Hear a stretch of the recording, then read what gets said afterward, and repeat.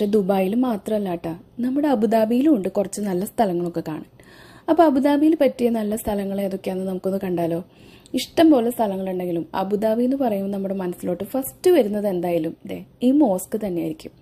Sheikh Zayed grand mosque. ഇത് കാണാൻ ഒരു പ്രത്യേക ഭംഗി തന്നെയാണ്. അത് രാവിലെ ആയാലും രാത്രിയിലായാലും മോസ്ക് കാണാനായിട്ട് ഒരു പ്രത്യേക ഒരു ഫീൽ തന്നെയാണ്.